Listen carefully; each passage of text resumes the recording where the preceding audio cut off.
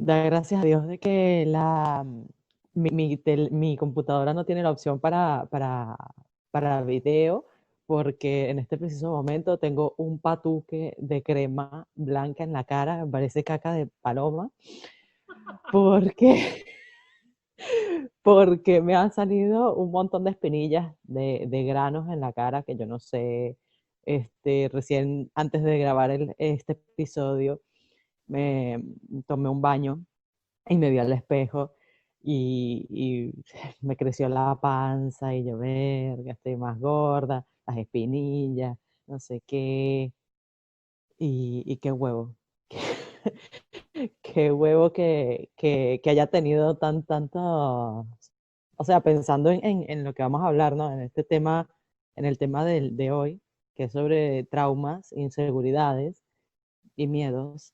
Estaba pensando eso, pues, o sea, qué interesante y qué porquería los traumas que te crean, las inseguridades de hoy día. Y bueno, te cuento una anécdota que cuando yo estaba chiquita, mis dos mejores amigas del momento se estaban burlando de mí, entre ellas dos estaban burlando de mí, supuestamente a mis espaldas, diciendo que yo estaba embarazada, que yo parecía una embarazada. Yo estaba, no sé ni en qué grado, pero era una niña.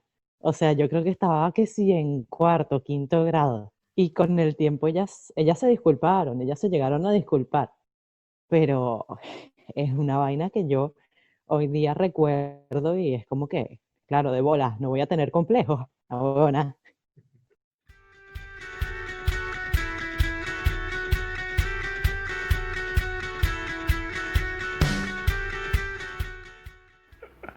O sea, como uno siempre dice, yo creo que cuando uno es chamo, uno termina siendo muy, muy cruel. O sea, los niños son a veces muchísimo más cruel por muchas razones. Primero porque existe el tema de que cuando es niño, uno es un patrón de copiar conductas, obviamente de los adultos. Entonces, dependiendo de los adultos con los que tú te rodees, obviamente va a influir en cómo tú percibes el mundo, ¿no? Y lo otro que también tenemos los niños que no tenemos ese filtro que llegamos a tener ya después de adulto, que sabemos qué cosas son políticamente correctas y qué cosas no. Por eso digo que los niños son las cosas más cruel que existe a la hora de hablar y a la hora de juzgar, porque precisamente están jugando desde la percepción que nos enseñaron de niños, los adultos, y al mismo tiempo estamos juzgando sin filtro. Entonces somos muy coño madre niños. Sí, y bueno, quería hacer esta pequeña intro para el episodio de hoy de Saturados Podcast. Bueno, primero que nada, bienvenidos a todos los que nos escuchan. En este momento empieza otro nuevo episodio de Saturados Podcast. Les hablan, como siempre, por acá Andrea Teixeira, por allá está mi amiguito Eleiser Suárez. Hoy estamos usando una modalidad diferente para grabar este episodio, que ya es la tercera vez que lo grabamos. Va a salir como un Frankenstein este episodio. Sí, ha sido una experiencia bastante extraña grabar este episodio.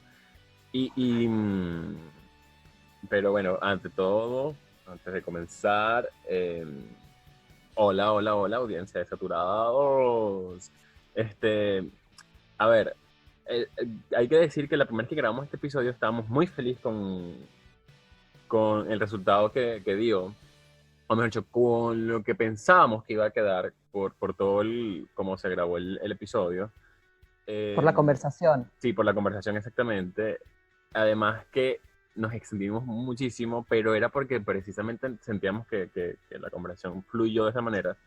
Lamentablemente, la plataforma que usamos para grabar ese episodio que grabamos sobre este tema, pues nos dio una mala pasada y volvió mierda el episodio. Intentamos nuevamente grabar con otra plataforma y bueno, tuvimos unas pequeñas interrupciones técnicas, pero ya esperamos que este episodio sea el episodio y espero que lo disfruten. Como verán en el título, hablaremos de los miedillos, que lo hemos dicho ya tanto que yo siento que ya no le tengo miedo a todo lo que hemos dicho. Los, los miedirijillos, los traumas y las inseguridades. Antes de entrar de lleno en la conversación, también vamos a recordarles que nos pueden seguir en nuestras cuentas de Instagram.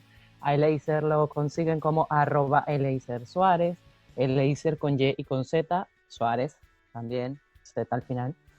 Y a mí me consiguen como @InesArtX, InesArt. Y también les recordamos que salimos en varias plataformas como YouTube, Spotify, Anchor, o escrito es Anchor. También salimos en Google Podcast y en Apple Podcast.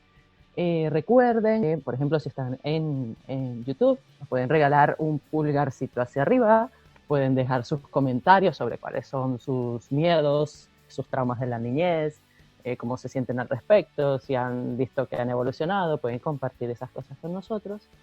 Y en el resto de las plataformas, pues pueden compartir este podcast con sus amiguillos, ¿verdad? Para que escuchen a este par de saturados. Y ya yo entré así, pum, de lleno, hablando de uno de mis traumas de la niñez, que de pana fue así. O sea, yo recuerdo claramente esa vez que mis dos mejores amigas del momento estaban hablando entre ellas y decían, no, porque Andrea parece una embarazada, porque yo soy gorda, pues. De niña era mucho más gorda que ahora. Y se metían mucho conmigo por eso. Y obviamente mis muchas inseguridades de mi presente convergen de ahí. Eso es otra cosa que creo que también es muy importante de hacer al momento de nosotros entender nuestros miedos, ¿no? Primero reconocerlos, obviamente, y nuestros traumas. Primero que nada, reconocerlos. Y lo otro es como hacer una pequeña regresión, como una revisión de dónde viene ese miedo, de dónde nace. Y creo que es lo más importante al momento de evaluarlo y de luego decidir si sigue siendo un problema para ti o en el mejor de los casos es una herramienta o es algo con lo que puedes trabajar para luego, qué sé yo, continuar con una mejor vida, una vida más próspera.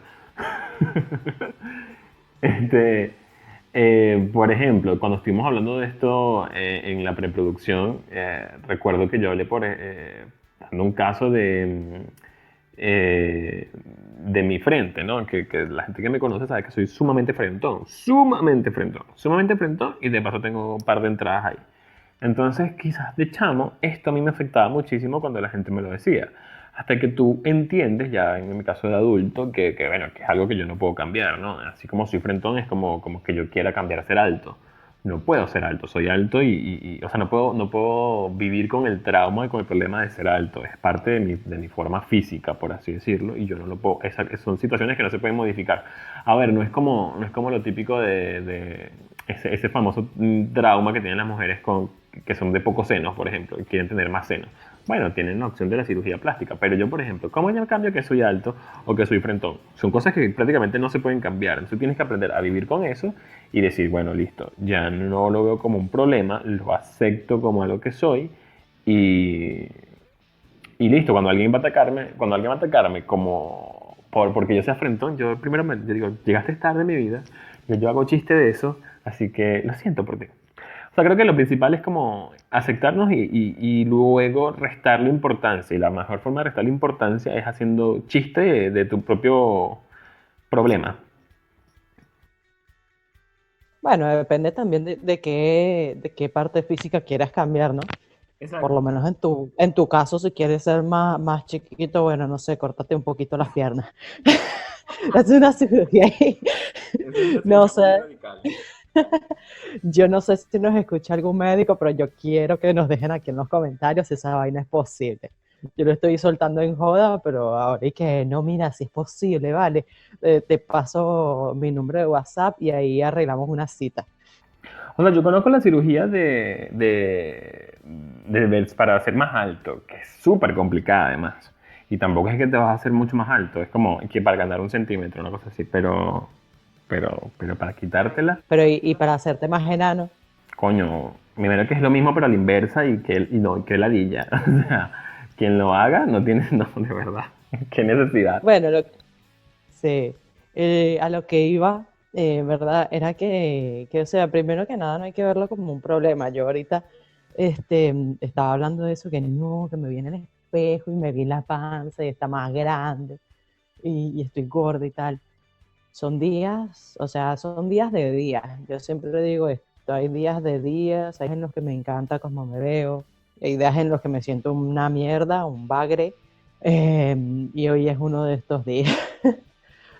Pero eso es como todo, incluso en cuanto a la estabilidad emocional y mental, eso no va a ser una línea recta nunca. No, por supuesto que no. Y Andrea, ¿cuál es tu miedo más recurrente, ¿no? O, por ejemplo, uno que ya tú sientes que lo superaste, que tú dices, mira, este durante mucho tiempo fue mi miedo o mi trauma más grande y ya a esta altura de mi vida para mí ya está más que superado. Así como el mayor trauma son dos, ¿no? Pero hay uno que me ha limitado capaz un poquito más y con el que he batallado un poco más, que es el miedo escénico. Y precisamente yo revisándome y también a partir de un cuento que mi mamá siempre me echa, como que di con la génesis, con el origen de este trauma, y resulta que eh, yo estudié en un colegio de monjas, ¿no? Y entonces acostumbraban a hacer misas y a llevar a llevar a los niños a una capillita para rezar y no sé qué. Y resulta que ese día la maestra supuso, sí, supuso que yo estaba hablando en misa porque veía que yo como que hablaba con mi compañero de al lado. Pero lo que realmente estaba pasando era que el niño que tenía al lado mío se estaba durmiendo encima de mí y yo trataba de quitármelo encima, ¿no? Entonces, bueno, la maestra, que yo no sé de dónde coño la madre sacó su título de maestra, ¿no? Ya cuando terminó la misa y todo esto, volvimos al salón de clases, ella en lugar de venir, ¿verdad? Y llamarme a mí y a mi compañero aparte para preguntarnos por qué, qué pasó, por qué nos estábamos comportando así. O sea, ¿sabes? Yo siempre digo que corregir eh, y se hace en privado, así como también alabar o sí, aprobar algo. Se hace en privado. Bueno, en lugar de eso, la maestra me paró a mí, nada más a mí, frente al salón de clases y me humilló con este sermón de, ay, me has decepcionado, yo no esperaba eso de ti, ¿cómo puede ser, Andrea, hablando en la capilla en plena misa? Y yo, verga, sí, ¿verdad? No hay peor mal que hablar en misa. Eso es lo que pienso ahora. Pero de niña eso me cayó muy, muy mal, porque mi mamá me cuenta que ese día, cuando me fue a buscar al colegio, yo estaba llorando de una manera casi que inconsolable. O sea, yo estaba llorando que no podía ni respirar, no podía ni hablar. Y ya mi mamá me dice que cuando yo logré calmarme, yo le conté, y de hecho mi maestra citó a mi mamá para hablar sobre mí y mi comportamiento. Y mi mamá no fue, obviamente. Después, cuando terminó el año escolar, que mi mamá tuvo que ir a buscar las notas, la maestra intentó hablar sobre el tema y mi mamá le dijo que no hacía falta, que no tenía nada que hablar con la maestra, que, que ella había hablado conmigo y sabía lo que pasó y que no debió haber procedido de esa forma. Y eso me lo cuenta mi mamá, pero yo ni me acuerdo. O sea, no me acuerdo ni siquiera de quién coño la madre era esa profesora de mierda, ni me acuerdo de nada de lo sucedido.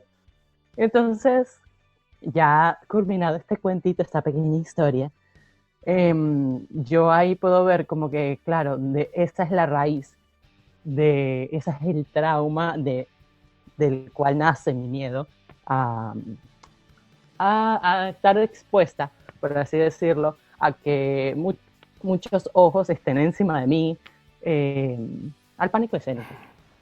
Claro, que es lo que decíamos, ¿no? El hecho de cuando tú revisas y que acabas de decir algo que también es muy importante, que es precisamente los miedos que a lo mejor ahora nos atacan, que pueden ser distintos dependiendo de cualquier persona, siempre tienen una raíz y por lo general vienen de nuestra infancia, de algún hecho que nos marcó, de muchísimas cosas, de pequeños, a veces son cosas tan grandes como la que tú acabas de decir, de contar, tener 8 años y que te expongan ante un grupo grande, y que te ataquen de esa manera. Eso obviamente genera un trauma en ti. Y a lo mejor hay otras cosas que son sumamente mínimas y pequeñas, pero que terminan afectándote un montón y tú no te das cuenta porque de niño tú eres muy inconsciente de lo mucho que te puede afectar o cambiar el mundo, algún gesto, alguna acción, algún momento. Entonces uno lo vive muy desde esa pequeña óptica que uno tiene que te va formando y no te das cuenta. Ya cuando creces, obviamente, tienes un montón de traumas, tienes un montón de miedos, tienes un montón de asuntos que resolver y lo primero básicamente es conectar con en qué momento comenzó o en qué momento posiblemente comenzó y a partir de ahí empezar a trabajar, ¿no? Yo creo que eso es muy, muy importante. Te decía a ti, por ejemplo, cuando hablábamos de esto previo, eh, en mi caso, yo recuerdo que de niño y todavía de adolescente, a mí no me gustaba para nada mi voz, pero para nada, para nada, para nada, porque si bien es cierto que actualmente la gente dice, ay, tienes muy buena voz, que es una voz así medio grave, pero que también tiene como, no sé, un color ahí que no, ni yo mismo sé cómo es, porque ajá, para mí es mi voz.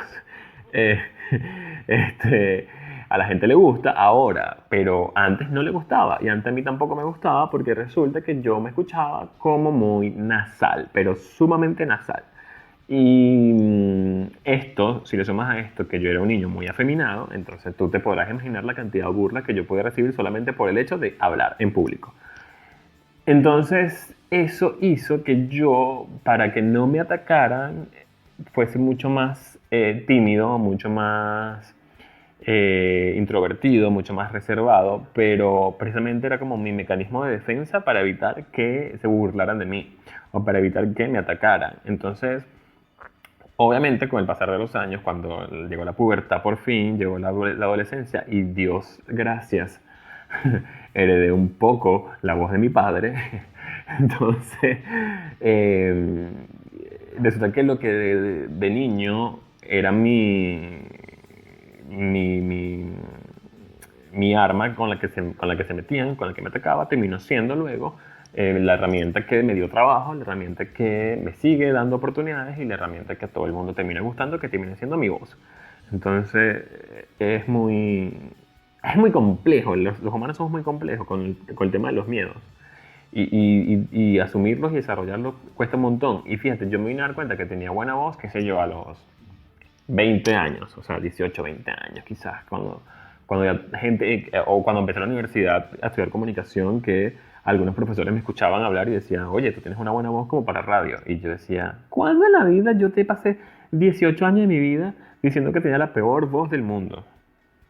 Y lo he dicho un montón de veces, cuando mucha gente cree que los que estudiamos comunicación social toda la vida hemos sido súper extrovertidos y somos el alma de la fiesta y tenemos el talento para animar y para presentar y o sea, la verdad es que no. Habrá, obviamente sí, habrá quienes toda su vida han sido muy extrovertidos y que a lo mejor la carrera más bien le ayuda como a canalizar toda esa energía como, mira, tú puedes ser muy extrovertido, muy todo lo que tú quieras, pero la comunicación social no se trata solamente de ser la persona más expresiva, sino también hay una serie de técnicas, una serie de herramientas y tú tienes que canalizar todo eso. Asimismo, también nos pasa con las personas que somos más tímidos. Quizá durante la carrera tú comienzas siendo una persona. Me pasaba a mí, o sea, yo quizás tenía ya he hecho mucho quizás en este podcast. Eh, ya tenía una serie de herramientas a lo largo de mi vida que me permitían ser un poco más, menos penoso, por así decirlo, o menos que me importara mucho lo que la gente dijera de mí. Durante mi infancia y mi adolescencia, cuando quizás yo fui un niño muy, muy afeminado, la verdad.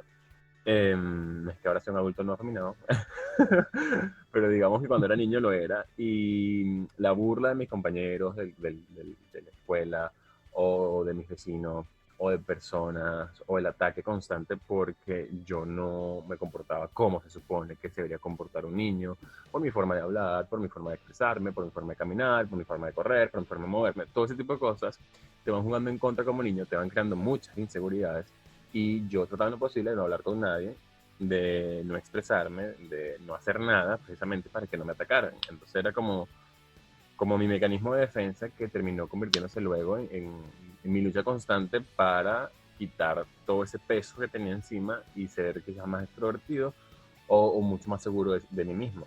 Hoy día puedo ser lo que soy, puedo hablar como hablo y puedo expresar muchas cosas de mi vida precisamente porque ya ese miedo lo superé, o sea, ya superé el miedo del que dirán. Me acepté como soy y es mucho más ligero el camino así de esa manera. Entonces, como que hoy día puedo decir que me importa muy poco lo que la gente piensa de mí. Pero eso fue ahora, o sea, casi a los 30 años, cosa que no pasaba, que sé yo, a los 16, no, a los 20 tampoco. Entonces, Claro.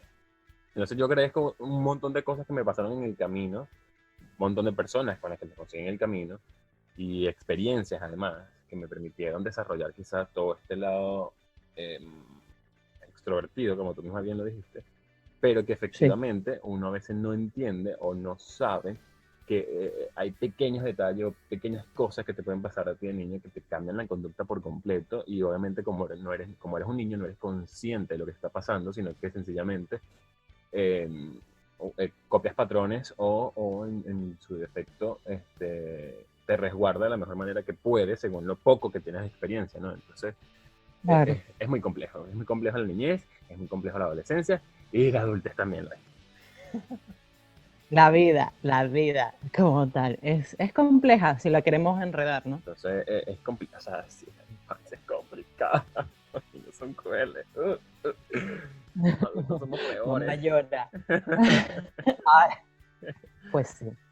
Mira, tú y yo cuando estábamos haciendo este podcast, este episodio, lo habíamos planeado con mucha anticipación.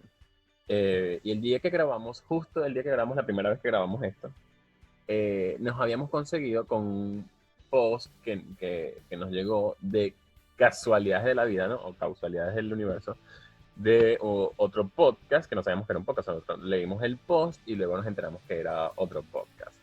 Eh, y no sé si quieres que lo compartamos hoy también. Sí, sí. Se llama, por cierto, se llama Se Regalan Dudas. Precisamente ellos también estaban hablando sobre los miedos y yo dije, verga, estamos sincronizados. Pero el post que hacen ellos o ellas, la verdad nunca escuché este podcast. Es bastante interesante y bueno, podríamos analizarlo desde nuestro punto de vista. Sí, ellos plantean que hay 9 máscaras de miedo, ¿no? Que los seres humanos tenemos 9 máscaras de miedo, según esta persona, que no sé si son especialistas o no, pero como volvemos y repetimos, nos parece súper interesante la forma como está ilustrado y lo que decía cada post. Entonces, dicen Sí, que una de las primeras de las máscaras del miedo es el perfeccionista. Y él dice que es el que le cuesta mostrarse vulnerable. y yo tengo que decir que yo soy, o sea, una de mis máscaras es esta, Coño, porque de verdad, sí, sí, me cuesta mostrarme vulnerable, incluso este, muchas veces cuando tengo ganas de llorar, porque no me gusta que me vean llorando, porque siempre lo asocian con que eres débil, con que, ay, eso te va a hacer llorar. Pues sí, ¿qué quieres, pues? ¿Me afectó? No, la caga. Me afectó. Y si yo quiero llorar, yo lloro. yo conozco mucha gente sí que se siente vulnerable y que no le gusta mostrar su vulnerabilidad porque sienten que es sinónimo de debilidad. Eh, Mm. yo soy todo lo contrario a mí yo soy demasiado imperfecto. Tengo muchos errores, ay mira, sí, tengo muchos errores, me los de una vez. La otra máscara del miedo, según este post de, repetimos, de Se Regalan Dudas, es la máscara del fuerte y tiene miedo a ser percibido como alguien débil. Yo creo que se parece un poco al perfeccionista. Lo que pasa es que obviamente con el perfeccionista Sí, explican el tema de la vulnerabilidad y en el tema del fuerte, aquí es el típico miedo de no quiero que me vean como una persona, o sea, literal, como una persona débil. Y, Sí, un debilucho que no aguanta nada. y yo no, mi amor, No sé si yo puede siempre ser fui intenso. físicamente o mentalmente. Yo siempre fui intenso, Así me siempre fui evito, así me evito que me manden a hacer trabajos de fuerza. correcto. Yo creo que yo aquí tengo como un par de lecturas. La primera es hablando un poco de la masculinidad, ¿no? Yo creo que muchos hombres no les gusta mostrarse Ujú. débil porque sienten que es puesto en juicio su hombría, ¿no? Y que nada tiene que ver una cosa con la otra, sobre todo en estos tiempos. Sí.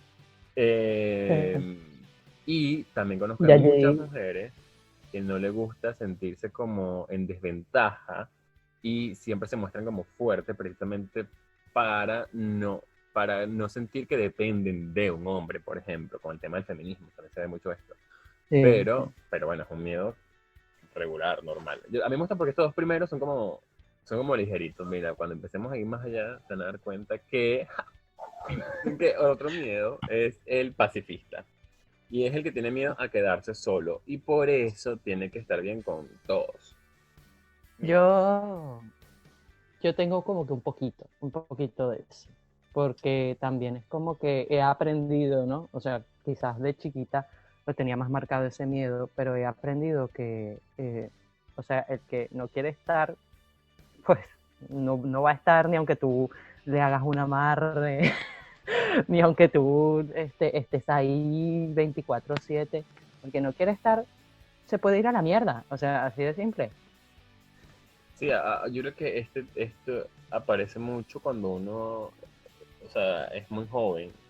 O sea, yo creo que hay Sí, como un doble camino. Está el camino de esas personas que durante toda su vida fueron muy frontales, siempre están confrontando algo, poniendo sus pensamientos primero que el del otro. Y obviamente con el tiempo sí. van descubriendo que quizás no siempre hay que ser así, que hay veces donde hay que ser un poco mediador, ¿no? Y decir, bueno, vamos a bajarle dos y vamos a tener una mejor relación. Y luego terminan siendo demasiado pacifistas. O está el otro caso, que es unas personas que son muy pacifistas durante mucho tiempo de su vida y descubren eso que tú acabas de decir, que el que quiere estar va a estar y el que no, no va a estar, sin importar los argumentos que tú les plantees. Entonces, Claro, empiezas ahí. No, y sí, sin embargo, yo igual me considero muy como que pacifista, porque puede ser, por ejemplo, relaciones laborales. Puede ser que a mí, no sé, X persona me cae mal o yo no congenio con él porque hay ciertas actitudes de esa persona que a mí no me cuadran, pero no por eso yo voy a dejar de hablarle, porque también es imposible, ¿no? O sea, si es una relación laboral, muchas veces vas a tener que convivir con esa persona. Eh, pero trato de ser como que lo más diplomática posible, o sea, que todo se quede en somos compañeros de trabajo y ya. O sea, no quiero relacionarme más allá contigo. eh, yo establezco muchos límites con eso. no, yo sí lo digo, yo creo que yo aprendí con la vida a no ser pacifista. O sea, a ver, no es que yo esté buscando un conflicto siempre, eso no, sino como aprendí a que uno no tiene que estar bien con todos, o sea, tú no puedes estar bien con todos al mismo tiempo, y que hay momentos en tu vida donde tú tienes que fijar posición, ¿no? O sea, yo no puedo estar bien, por ejemplo, y que, no, bueno, voy a estar bien con una persona que esté en contra del racismo y con una persona que esté a favor del racismo. No, o sea, hay cosas donde tú dices, yo no puedo jugar a quedar bien con las dos personas, yo tengo que fijar posición. Y Sí, en ese caso creo que yo no sufro este miedo. O sea, cuando yo tengo que fijar posición, la fijo. No importa con quién sea, no importa si la persona tiene mucho. Por ejemplo, en nuestra área laboral, que es donde se manejan a veces muchos egos en nuestra profesión, a mí a veces no me importaba si la persona con la que yo estaba hablando en este momento tenía un currículum mucho más importante que el mío y 10.000 veces más contactos que el mío y ganaba 10.000 veces más que yo. Si yo tenía que poner en mi posición, yo la ponía porque yo decía, no me importa lo que tú me estás diciendo, o sea, tú estás loco, ¿vale? Que eso quizás me puede traer sí, consecuencias, obviamente, pero bueno, no tenía que asumir las consecuencias. El siguiente es logros. Y dice que es tener miedo de no estar logrando las cosas que los demás reconocen como éxito. Ujú. Ujú. Ahí entra mucho la aceptación de la sociedad. Porque estás muy vieja, que para cuando los hijos, que para cuando la boda, que para cuando la casa, el carro, el yate, el viaje, cuando, para cuando me dé la gana. Que para cuando la universidad, que Pues vas a sí. hacer con tu vida, que hasta cuando tú, o sea, aquí entra mucho también el tema de la comparación. A veces, yo conozco, bueno, muchísimas personas, incluyéndome, a veces hacen Sí, carrera profesional de acuerdo a los logros que te impone la sociedad y no de acuerdo a lo que tú de verdad quieres hacer. Y hay mucha gente que dice, yo estoy haciendo esta carrera solamente para llevarle el título a mi papá y a mi mamá y que me dejen en paz y me dejen hacer lo que a mí me dé la gana. Y tú dices, qué necesidad. Qué sí, necesidad de perder 5 años de tu vida, nada más que por darle el gusto a otra persona. Y recuerdo que en el episodio que pregrabamos, yo recuerdo que yo asocié este con el tema de la migración, que a veces, y muy seguido, nos frustramos porque nos comparamos con otras personas que emigraron y que en el mismo tiempo que tenemos nosotros lograron mejores cosas, o que tienen un mejor trabajo, o que el país al que decidieron emigrar, distinto al nuestro, las condiciones son mucho mejores, hay más oportunidades. Y entonces eso, en vez de ayudarnos, lo que nos hace es frustrarnos. Y yo digo, no te compares, o sea, no compares tu condición y tu momento con el de otra persona. A lo mejor esa persona tuvo en su momento algunas circunstancias que le permitieron lograr algunas cosas. Tú tendrás las tuyas, simplemente tienes que trabajar en las tuyas. Entonces, este miedo, ojo, este miedo a mí sí me ha dado y me ha dado muchas oportunidades, solo que bueno, he aprendido a lidiar con él, pero sí, sí. O sea, este miedo es muy infundado en las personas que, como yo, por ejemplo, creen en la meritocracia, o sea, en el valor del mérito. Entonces a veces nos frustramos muchísimo cuando sentimos que estamos dando mucho, mucho, mucho y que logramos muy poco. Y también la vida me ha enseñado que los frutos a veces llegan cuando menos te lo esperas y son producto precisamente de todo ese esfuerzo que vas haciendo y vas acumulando con el tiempo. Solo que bueno, es lo que uno dice, tienes que aprovechar cuando la oportunidad te llega y aprovecharla al máximo. sí. Seguimos. La máscara de el amable. Nos quedamos. Exacto, que es deja bien bueno, digo, es dar todo hasta quedar sin nada. Y mira, Andrea, yo te tengo, mi amor, un magíster en esto. A veces prefiero ni.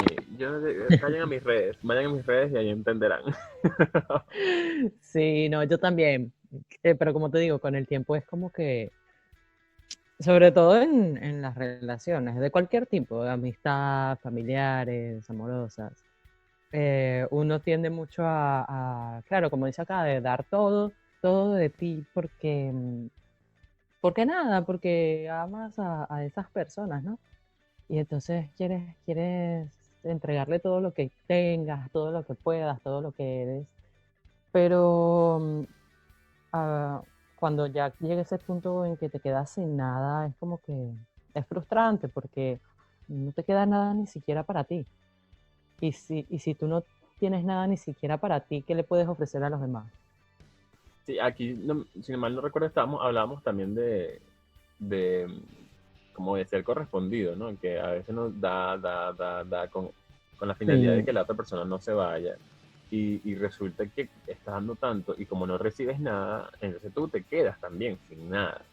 Entonces ya cuando te sí, quedas sin nada, no tienes nada más que ofrecer. Y al final la persona se va a terminar yendo porque sí, porque precisamente estaba contigo, o sea, que ha demostrado que estaba contigo porque tú le dabas todo. Pero cuando te quedas sin nada, precisamente porque no recibiste nada a cambio, eh, la persona como ya no está recibiendo nada se va a ir. Entonces no tiene sentido que desde hasta quedar sin nada, sino que tiene que ser correspondido. Y si mal no recuerdo, la primera vez que lo hablamos, dijimos que también aplica para relaciones laborales, donde tú como empleado dices, claro. bueno, yo voy a hacer todo, me piden que trabaje 27 horas trabajo, quieren que limpie, baile, invite a las personas, que casara corriendo. No, o sea, no. Igual yo aprendí mucho de eso con mis experiencias laborales también, donde tú dices, necesito que mi trabajo sea eh, correspondido con lo que me pagas. O sea, porque al final es trabajo, es tiempo, es dinero y sí. y el trabajo de cada persona y el tiempo de cada persona vale. Es así. Sí, o sea, en conclusión es una cuestión de reciprocidad. Y también se podría comparar tipo con el cuidado de las plantas, ¿no? Si tú vienes y cuidas una planta, pero tú le echas toda el agua que tienes, así, matas a la pobre planta, la ahogas y también la privas de que pueda quizás florecer. A veces en cuanto a relaciones más tóxicas, ¿no? No También sé, hablando también de... puede ser eso, un bombardeo así de te amo, te amo, te amo, te amo, te amo, te amo, te amo, te amo, te amo. Y el otro así como que, bueno, pero no, yo no. Coño la madre. Andrea, Andrea comparando nuestras relaciones como cómo cultivar una planta. Pero es verdad, o sea, la metáfora es perfecta. A veces también uno se equivoca mucho dando demasiado. O sea, no hace falta demasiado, gente, no hace falta demasiado. A veces hay que ser un poco Claro, más porque reservado. después ahogas. A veces tenemos que guardarnos un poquito aunque sea, A nosotros. de nuestro amor para nosotros. Claro, hay que ser, no egoísta, pero hay que saber suministrarlo. La siguiente máscara es miedo, el miedo artista. Y es miedo a no ser común. Y gracias, muy amables, eso lo tengo yo. Yo, como que, no, pues, yo de hecho, como bien hablamos al principio, yo prefiero como que no ser tan notada por muchos, ¿no? O sea, yo muchas veces prefiero, obviamente, que las personas que quiero que me noten antes de ser notada por todos. Yo en mi caso, y es lo que me pasa, o sea, yo viví tanto tiempo en mi vida tratando de ser común, o lo que me decían que era común, o normal, que que actualmente digo no, o sea, yo no quiero ser común, yo no quiero ser normal más nunca en mi vida, yo no quiero que me sigan Mm. etiquetando en esa gran masa. Ojo, hay momentos en la vida donde uno sí necesita ser común, necesita estar como Mm. en sintonía de la neutralidad, como quiero pasar desapercibido. Pero yo sí lo digo, este es uno de mis mayores miedos, no me gusta ser común, no me gusta cuando me etiquetan como en una persona normal o común, digo, no, no, no. Claro, de allí parte también lo que cada quien considere algo común, o sea, o ser común. Por ejemplo, porque ahora pensándolo, ¿no? Recuerdo que había una tipa que me estaba molestando, me molestó un par de veces porque yo el año pasado yo no quería y yo no fui a la fiesta de fin de año del trabajo. Y, y obviamente para ella me imagino que yo sería un bicho raro, o sea, pero no, o sea, yo no quería simplemente ir porque no me salía, o sea, no tenía ganas y porque en realidad no me relaciono mucho con todos en el trabajo. Aparte que de donde yo trabajo o sea, es un trabajo donde tiene mucha gente, y yo si acaso me llevaré bien con 5 personas. Entonces era como que, o sea, yo entendí que no era mi ambiente. Igual que cuando a mí me preguntan, ay, pero ¿a ti te gusta ir a un baile, a una discoteca, a una rumba? Yo, no, no, ¿por qué? Porque ya lo probé y comprobé que no es mi ambiente, a mí no me gusta. Y ya ahí es como que eres un bicho raro.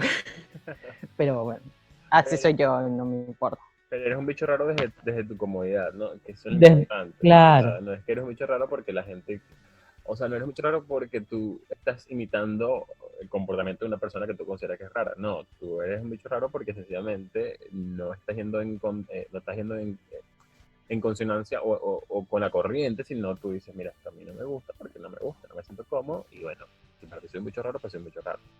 Pero bueno, sí. para mí, pero a ver, no, pero no representa un miedo para ti, o sea, tú no sientes el miedo de, ay, no quiero que vean que soy común. No, sí, Yo sí. sí tengo ese miedo, o sea, yo digo, no. Bueno, Andrea bien no tiene el miedo, la máscara de artista, de miedo a no ser común, pero sí tiene el siguiente, y estoy casi seguro que sí. Y es el miedo de la Sí. máscara precavida. Y se preocupa por todo lo que a uno sucede. Sí, sí, sí, sí. De hecho, ayer, muy aparte del podcast, estábamos hablando de otra cuestión. Y de verdad, sí, sí. Soy una persona muy. entre comillas, precavida, más por decirlo, o como a mí me gusta llamarlo, sobrepensante. Pienso demasiado las cosas, sobre todo las cosas A uno que ya sucede. pasaron. Sí, sí, o sea, estoy entre pasado, futuro, pero entonces me distrae del presente, de lo que ya está ocurriendo, que es en lo que me tengo que ocupar. Estoy trabajando mucho en eso. Todavía me ataca eso de, y sí, ¿qué pasaría si yo hago esto, si dejo de hacer esto? Como que estoy buscando universos paralelos. O sea, no universos paralelos, sino las situaciones que puedan desprenderse según lo que haga o no haga, ¿no? Y es sobre todo eso, o sea, te distrae mucho del presente, tener ese tipo de pensamientos. Cuando hacía yoga, porque lo he estado dejando y tengo que retomarlo, pero entonces lo retomo y lo dejo y así estoy. Cuando yo hacía yoga, habían veces en las que te ponían unos minutos a meditar Ujú. y yo a veces cuando notaba que mi mente saltaba mucho de pensamiento en pensamiento, porque también hay que entender que eso es algo natural de la mente, o sea, estar siempre en constante cambio de pensamiento, yo intentaba decirme una frase que era, estoy aquí, como que estoy aquí, estoy ahora, como para jalarme de vuelta a lo que estaba haciendo, porque si no mi mente, mira, vuela demasiado. Sí. A ver, el siguiente máscara se llama miedo gozoso o gozosa. Eh, no puede estar quieto porque tiene pánico de estar consigo mismo. Bueno, no, no, Mm, a mí no me pasa. O sea, a mí mm, me pasa que no puedo estar quieto, o sea, no puedo estar quieto porque siento que no estoy invirtiendo el tiempo correcto, como que no estoy siendo productivo, pero no porque sí, no pueda estar conmigo mismo, porque hay momentos en mi vida donde digo, ¿sabes qué? Me desconecto del mundo, quiero estar solo conmigo porque me gusta estar conmigo y porque está bien. Pero sí conozco sí, personas muy, muy cercanas que me han dicho que no les gusta estar solos, no les gusta estar consigo mismo porque, y palabras textuales dicen, porque cuando estoy conmigo y estoy en silencio y estoy solo, siento que todos mis demonios aparecen a hablarme. Entonces, muy fuerte, pero es un miedo que es mucho más común de lo que uno cree, el miedo como a sentirte solo y contigo. O sea, sí. Yo, capaz como que también me ataca por eso lo primero que dijiste, ¿no? Que no porque me dé pánico estar conmigo mismo, pero hay momentos en los que sí no puedo estar quieta, por eso que tú dices, porque siento que no soy productiva, como que, bueno, mañana tengo que limpiar la casa, mañana tengo que ir al trabajo, me toca hacer el mercado, mañana tengo que hacer tal ilustración, tengo que grabar el podcast, entonces es como que sí, muchas veces no puedo estar aquí, así de que me voy a tirar a la cama a no hacer nada, a mirar el techo. Por esa parte, porque siento que no es algo productivo, que igual está bien. O sea, a veces nosotros necesitamos momentos en que, mira, bájale dos, échate un poquito y descansa. Ya tu cuerpo, incluso tu cuerpo te lo pide. sí, mi cuerpo siempre me lo pide. Y luego está el miedo racional, que es lo analiza todo desde lo racional porque teme conectar con sus emociones. No me pasa. Yo ahí tengo, yo tengo ahí como 50-50 porque yo también soy una persona muy emocional, a veces me dejo llevar mucho por mis sentimientos, por mis emociones, pero también con lo que hablábamos antes de que soy muy precavida, pienso mucho las cosas y analizo mucho lo que tengo que hacer o lo que no tengo que hacer, pero como te digo, un 50-50 porque también soy muy emotiva. A veces me dejo guiar mucho por las emociones, que cuando es al 100% no es muy bueno, No, porque es muy impulsivo. yo cuando soy muy racional, soy muy racional. Y cuando soy muy emotivo, soy muy emotivo. O sea, siempre estoy como en los extremos. Es raro cuando te mueves en el momento, en el punto medio. Es raro cuando me encuentro en un punto neutro de equilibrio entre lo racional y lo emotivo. Pero nunca he sentido un miedo de conectar con mis emociones. Por el contrario, disfruto cuando conecto con mis emociones. Es más, capitalizo conectar con mis emociones. Cuando hablo de capitalizar, no hablo de que gano plata por eso. Hablo de que pues, gano un montón de cosas cuando capitalizo con mis emociones. Pero pero no le tengo miedo a conectar. Yo conozco mucha gente que sí, que precisamente no le gusta conectar con sus emociones porque sienten que se van a dejar llevar por el impulso y que eso no los va a llevar por el camino correcto. Y siempre tienen que pensar todo de forma racional, como qué debo hacer, qué es lo que me conviene, por qué debo hacer esto. Ujú. Entonces yo, sí ahí lo digo con mucha seguridad, con mucha certeza, sí hay que caminar por el camino de la racionalidad, pero hay momentos donde tú necesitas dejarte llevar por los impulsos, porque eso precisamente es lo que te va a llevar posiblemente a fracasar, pero también te puede llevar al éxito, ¿no? Es como el que no arriesga no gana. Entonces, Sí. yo soy pro emociones y lo siento, pero no tengo miedo a conectar con ellas. Pero entiendo perfectamente a la gente que A no mí les me ha gusta. dado, a mí me ha dado miedo, sí, conectar con ellas y en muchas ocasiones he perdido, quizás experiencias. No diré que he perdido gran cosa, o sea, Claro, o sea, lo que no gran pierdes, cosa, sino como que algo extraordinario, ¿sabes? sí, o sea, lo que pierdes es la experiencia, sea buena o mala. Sí. La pierdes porque no la viviste, o sea, no la vives porque no te das el permiso de hacerlo. Entonces, cuando te das el permiso, sí, puede que te puede ir mal, pero eso no lo sabes. Entonces, la única forma de saberlo es precisamente viviendo la experiencia. No es que van a que, me Sí. voy a vivir todas las experiencias. No, tampoco. Hay que ser Vamos a también, calmarnos. también un poco racional. Sí, sí, la verdad que está bueno leer ese post, interiorizando un poco en ti, porque vas a decir, sí, yo soy así, sí, yo soy asado, no sé qué. Y, y también parte mucho bueno, ahora sé que yo soy así, tengo que proponerme, ¿no? Intentar crecer un poquito, cambiar ciertas cosas para bien, porque algo que yo también aprendí, por más tonto que sea, ¿no? De chiquito siempre me acuerdo que escribíamos tipo en los cuadernos de nuestros amigos así, cosas como que nunca cambies. Y después ya actualmente yo digo, cambia, o sea, no te quedes estancado, no te quedes inerte. Para eso es que vivimos, ¿no? Para estar en constante cambio y sobre todo intenta cambiar eh, para mejorar, ¿no? Para mejorarte como persona, para mejorarte internamente, tu relación contigo mismo, tu relación con las demás personas, con el planeta, con lo que tú quieras, con la energía universal. Sí, como esa frase cliché que él siempre dice, ser la mejor versión de ti mismo.